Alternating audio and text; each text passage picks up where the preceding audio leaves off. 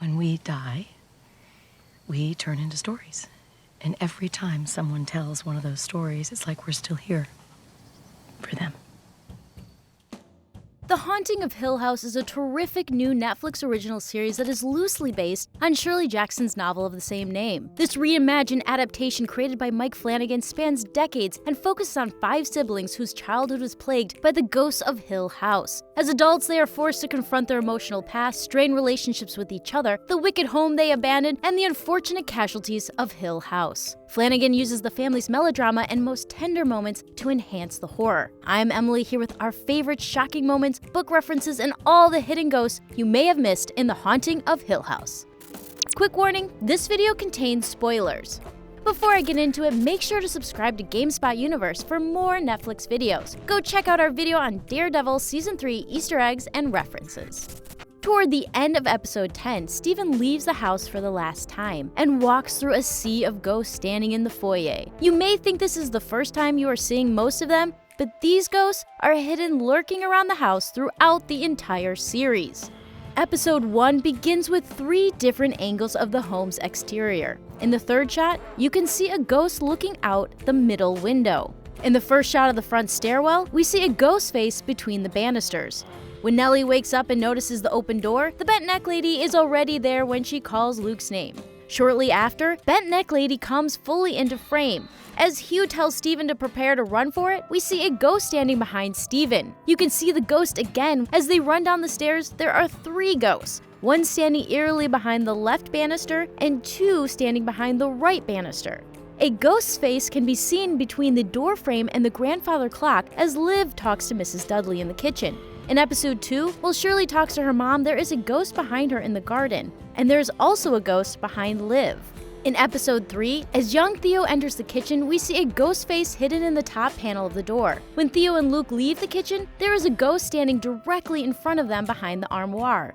When Theo helps Luke take a ride in the dumbwaiter, we see a ghost with long hair in the other room. While Theo searches for the trapdoor, there is a female ghost standing on the side of the frame. When she opens the trapdoor, there is a ghost looking up at her. Theo wanders around the house as her dad tries to solve the mysterious trapdoor, and we see a male ghost figure in the doorway. As Theo is talking to her mother, there is a ghost in the background that could possibly be Nell. At the end of the episode, as the family flees the house, we see a ghost behind Hugh. In episode 4, after Luke gets his new hat, he runs out of the room, but a ghost stays behind in the background. Liv also discovers a new shawl, and as she wraps it around herself, you can see a ghost lurking in front of the window. When the kids are playing in the kitchen, we see a ghost in the pantry behind them with its hand pressed against the glass as if it's reaching out for them. After Luke is spooked by the old woman, he runs downstairs and 2 ghosts peer at him through a doorwell. In episode 5, as Liv tucks Nell in for the night, there is a ghost that appears over her left shoulder. After Theo accuses Nell of vandalizing the wall, there is a freaky ghost under the piano. After Theo realizes Nell isn't at fault, we can see a ghost standing behind Nell. In episode 7, when Hugh tries to force open the red door, there is a ghost on the left in the doorway. While Hugh fixes up the brick wall, there is a ghost watching him in the background. As the cops investigate the basement, we see a ghost behind them in the doorway. In episode 9, while Hugh is holding Luke, we see a ghost to the right of the chandelier. Liv enters the kitchen as Shirley and Luke are fighting. There is a ghost in the top pane of glass. As Liv says goodbye to the family, there is a ghost spying on them in the doorway in the background. Shirley descends the stairs to get a snack, and a ghost watches her in the next room. In episode 10, just before Stephen follows his father into the room where his dead mother lays, there is a ghost in the room behind him. Flanagan's adaptation is very loose. The writer-director cleverly recrafted the story, making it his own, but throughout the show he pays great homage to the book's author Shirley Jackson, who is best known for the 1948 classic short story, The Lottery. The Haunting of Hill House is equally notable for its influence on the horror genre. It's an American classic that inspired some of horror's greatest authors like Neil Gaiman and particularly Stephen King. Flanagan made sure to show his respect for the author by sprinkling references throughout the show. The most obvious reference being the character Shirley, who is likely named after the author herself. She's alive. What? Shirley may have been named after the author, but she wasn't a character in the book. This series was adapted for a more modern audience, and all the characters were altered by Flanagan. In the book, the main characters are strangers who have never been to Hill House, and in the series, they are siblings who lived there for a summer.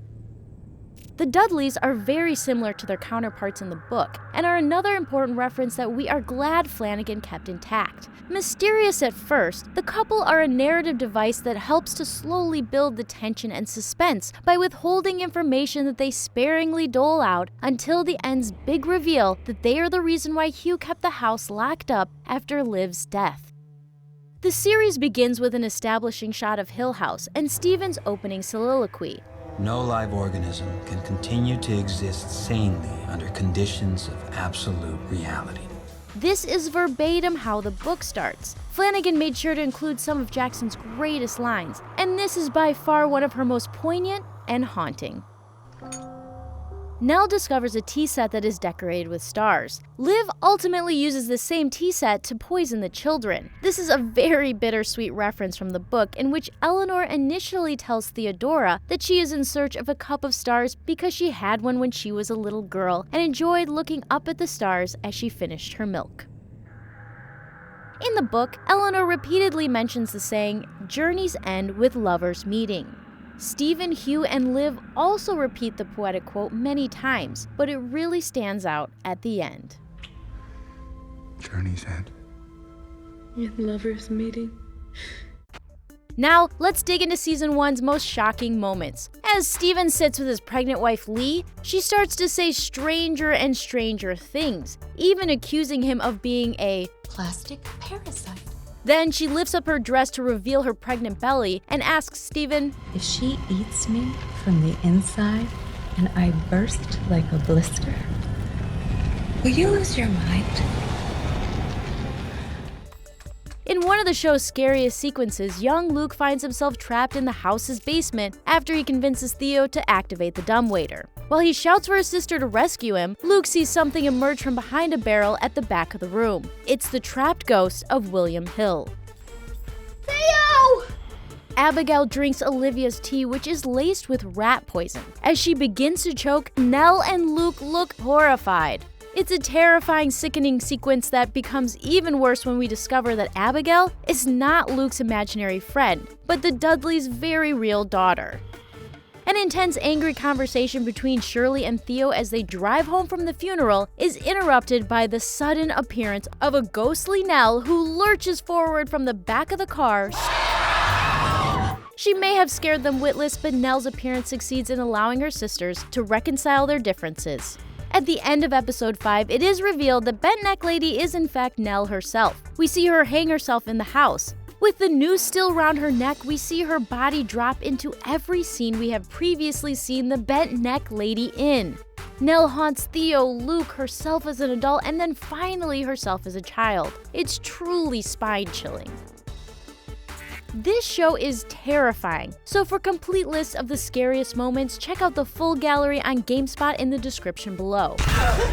Also, what scenes did you find most shocking? Let us know in the comments, and thanks for watching.